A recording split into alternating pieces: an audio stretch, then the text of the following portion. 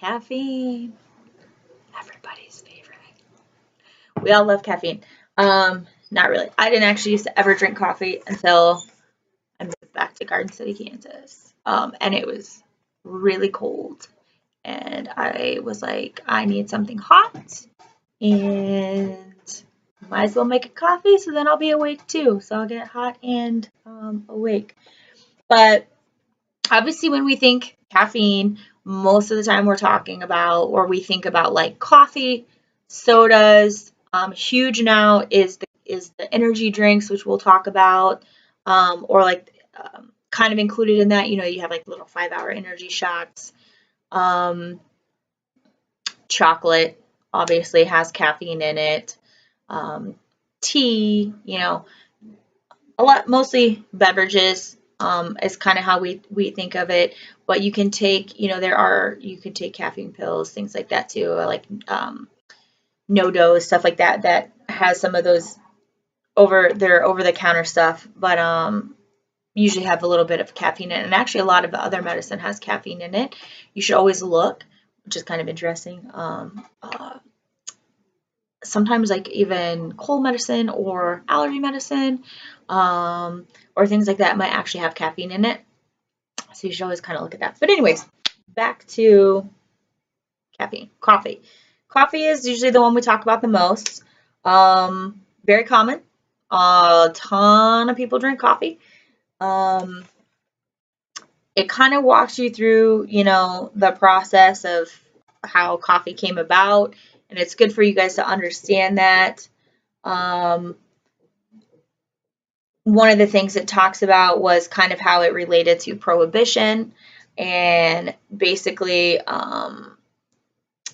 they thought that the increase might have been because of prohibition, but even after we repealed prohibition, it still continued to rise. So they realized that wasn't really what was causing it. Some kind of interesting stuff was that in like 2009, we were consuming about 45 gallons of soft drinks, 49 gallons of bottled water, and about 23 gallons of coffee. So about half as much coffee as like soda and water. Again, huge push health wise. Obviously, to not drink the sodas, because even originally it was kind of like for dieting purposes. So now you have diet soda, but now a lot of people say not to drink the diet soda because of the um, fake sweetener, and so a lot of people, if you're drinking those things for caffeine, have tried to find a different way, whether it's using like flavors to put into water that has caffeine, or vitamin B, like B12, some of the things that are supposed to give you energy a little bit more naturally. Um, but the bottom, and people are really pushing obviously drinking water right now. Not that we haven't always, but as a society, again, as we try to promote health, we're telling people, you should be drinking this much water every day. A lot of people are trying to drink like a whole gallon of water every day. But a lot of caffeine consumed, a lot of coffee, a lot of sodas. Some of the things I really, that's kind of interesting, they gave you a little box on page 251 that talked about breathable caffeine. So obviously, again, you can read through that, but I thought that was kind of interesting. It's like a powdered form, and kind of just discusses that a little bit. Tea, obviously, another component. And again, it kind of walks you through the process of, how tea came about. Important for you to kind of understand that pathway. But when it talks about chocolate, again, that's one of the other major things we talk about in regards to caffeine, and it kind of walks you through that process. But some of the things that I just want you to keep in mind, or that I want to talk about, is make sure you look at like the chart on page 257, because it shows you some of the different coffees that you would get at like a Starbucks or Dunkin' Donuts, teas, chocolate, and it shows you actually how much caffeine are in them. It's kind of interesting because a lot of times we we just say, oh, it has caffeine, and we're not really thinking about how much we're putting into our body. Um, and that's something that we need to be very careful about because, again, caffeine is a stimulant. It's going to speed up your body. If you're putting it in your body at the same time as something else, I always tell people this. Like my favorite example is, why on earth would you drink a Red Bull and vodka? Because for a long time that became a very popular thing, a Red Bull and anything, because people were like, oh, I want to stay up all night, and so even better, I'm gonna mix my alcohol with a Red Bull. Caffeine is a stimulant, alcohol is a depressant. All you're doing is throwing your body into a tizzy and totally confusing it because it doesn't know what the heck it's supposed to do. Because one is telling it to speed up and one is telling it to slow down, and who knows what's going to happen.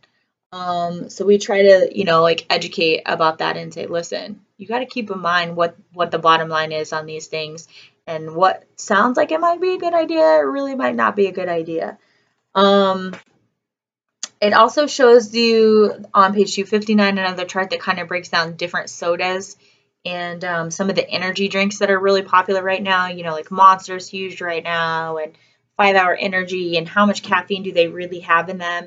And again, you want to keep in mind, this is something, okay, first of all, caffeine is addictive, okay?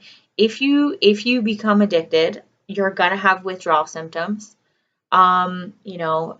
Fatigue, headache, some people even get shaky, like all kinds of stuff. Another thing to keep in mind is caffeine is kind of also a diuretic.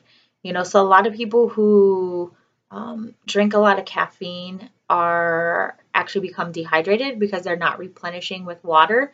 Now there's a difference. If coffee, you're drinking water while you're drinking the caffeine because it's made out of water.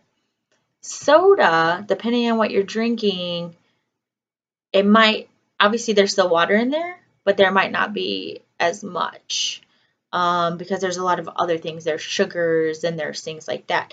Tea is, again, pretty much water and a little bit less caffeine. So you're kind of drinking your water while you're getting your caffeine.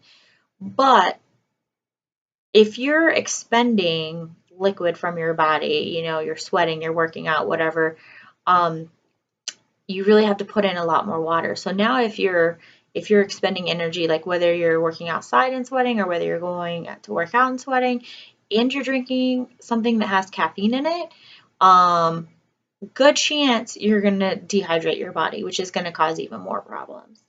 Energy drinks, that's one of the reasons that we talk about those a lot of. You've actually seen, just recently there was an article, and I'll see if I can find it and post it for you guys. A girl died from drinking too many energy drinks. Now, I don't know the whole backstory, and I'll see if I can find the article and post it for you guys. But we've seen issues with like athletes, especially young kids who are drinking these energy drinks to try to have more energy or perform better.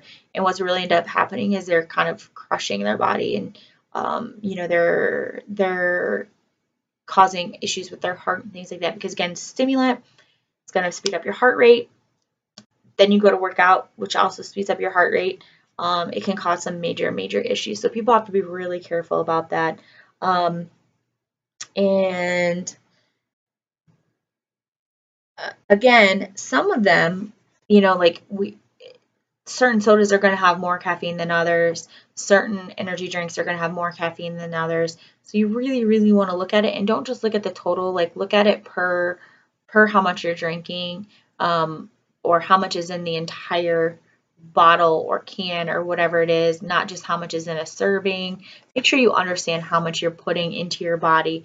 They also show you how much caffeine on page 260 is in things like the pills that you can take, like No-Dose, or Vivarin, things like that. And then, like I was saying, there are actual medicines that you take that have caffeine in them. So a lot of times for headaches, like Excedrin headache medicine has caffeine in it. It's not as much as is in the, like medicine that's made to keep you awake, but it's in there. So it's important that you know.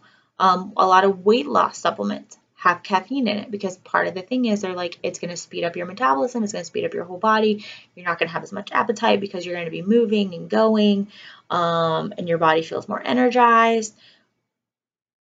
But as anything else, you have to pay attention to how much you're putting in your body. You have to make sure you're hydrating. You have to make sure you are not overexerting yourself to where your heart is going to have issues with these. Talks a little bit about the time course. Again, it's going to depend on how much you're intaking, and how many milligrams and how much time, things like that. They talk about, kind of interesting, is it a disorder? And I think they went back and forth about putting it in the DSM. That's not included right now, but I wouldn't be surprised if in the future it does. I think the issue with putting it in the DSM is people do get addicted. You do have withdrawal symptoms, but a lot of times for someone to be diagnosed with a disorder, and we've talked about this before, it has to create a problem in their day-to-day life. Like they can't keep their job, or they can't keep social relationships, or something like that. There's not a lot out there in caffeine in regards to that with caffeine. So for most people, they would actually say it, makes them function better, enhances their life, and they're not experiencing such terrible withdrawal symptoms or side effects that it's causing, them to lose their job or anything like that. So that's kind of interesting, but it is addictive and there are withdrawal symptoms, so you got to make sure that you remember that. Again, like with any stimulant, remember you're gonna get the effects of the drug. So it's gonna speed you up and all that good stuff. But when that goes away, you're actually gonna, what we call, crash. And so you're gonna end up probably more tired, more fatigued, and especially if other things are happening in your body. Like if you become dehydrated, now not only are you crashing from losing the drug in your system, now you're dealing with the side effects of being dehydrated. So you got to keep those things in mind.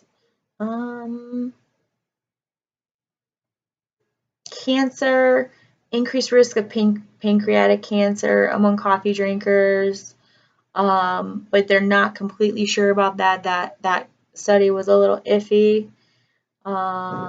Most people say it's not. There's still no scientific research that really links it to any major health issues.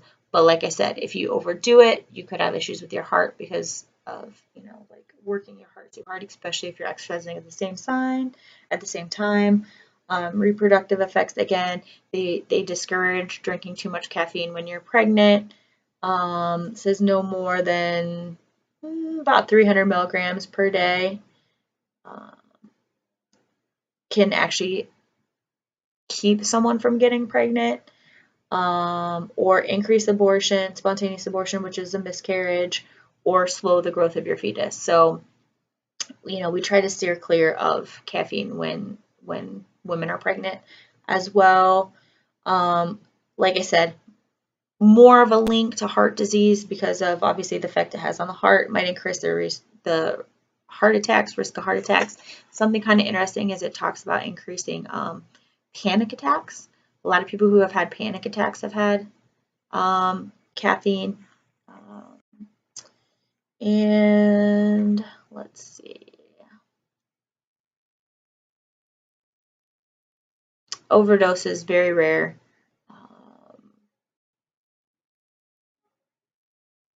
So yeah, that tells you a little bit about caffeine. Yay.